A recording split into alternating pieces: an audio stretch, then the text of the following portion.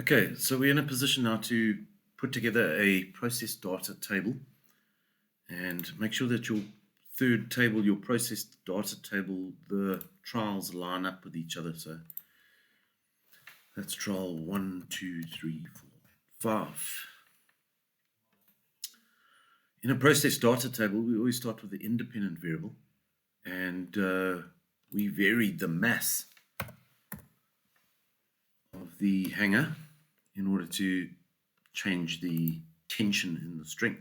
So we first got to record the mass of each hanger, and every measurement, as we know, has an uncertainty. So let's insert a symbol, plus or minus sign, and then you decide what your uncertainty is there, i.e. a gram, so 0.001 in kilograms. But you decide on that, so we'll leave that blank.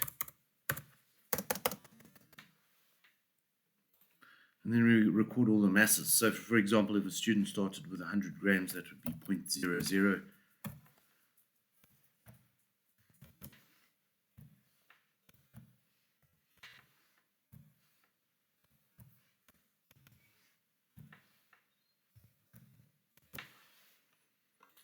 And you'll see that we've only got one decimal place, so we need to change that to match the uncertainty. So whatever your uncertainty is, you would increase the number of decimal places to that. Right, and then we need to calculate the tension in the string. Let's name this column. Give it a symbol, T, and units, that would be the Newton. And I've got all of that in the wrong place, so let's just cut that and paste it there. And to find the tension, we had to multiply the mass by the gravitational acceleration. So we need to insert a formula here. Equals, open bracket, take the mass in kilograms, multiply, so we need to hold the shift button, star, that's a multiplied sign, and we want to multiply that by 9.8 equals, there's our tension in, well, certainly the weight of the hanger, and therefore we expect that to be the tension in the string. Let's drag that, the corner of that cell down, and copy that formula.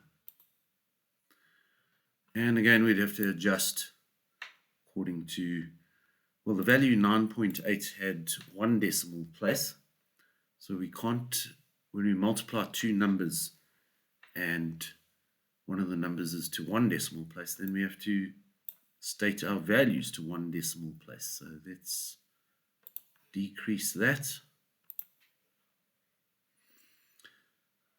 Right, onto distance. We need to calculate, so we've got our independent variable, tension, all calculated, and now we need to calculate the speed of the wave. So we need the distance traveled.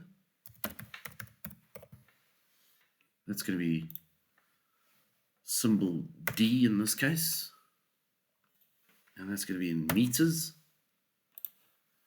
And now we need another calculation, because the wave pulse traveled 6 lengths of the string when we made the time measurements. So we need to take the distance, or the length of the string, which is way back in table 1, click on that. Well, we haven't put a formula in yet, so let's just do that. Equals, we want to take the length of the string and multiply it by 6. So we click on the mean length and multiply by 6. That's the total distance that pulse traveled. Close the bracket, and we've got 44, just over 44 meters. And that was the same for all trials, so we might as well just copy that distance and paste it there. Paste values. And again, we consider if we've got too many or too few decimal places. And what did we do? We took a number to 2 decimal places and multiplied it by 6. So we can only retain 2 decimal places. So we need to home, change the number of decimal places, decrease it by 1, and that was the distance traveled by the pulse in each of the trials.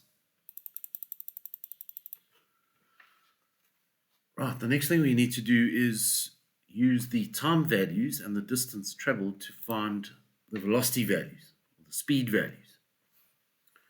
Let's start with a maximum speed, and that's going to be measured in meters per second, meters space seconds, and then we want to put in the power -1, so we go to font,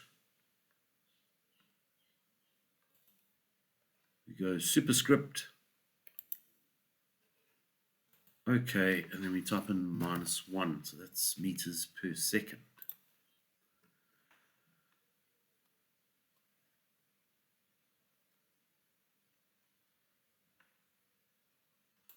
And it seems we've got it in the wrong place, so let's just move that.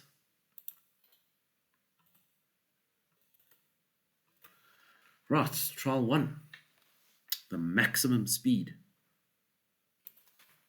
Speed is distance divided by time. So to calculate the maximum speed, we would take the distance and divide it by the minimum time. That would give us a maximum speed. And we can just drag that cell down to copy all those calculations.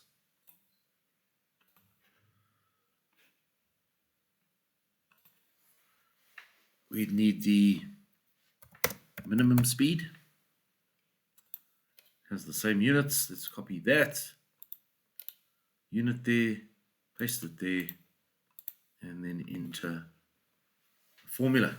To calculate the minimum speed, we need to divide the distance by the maximum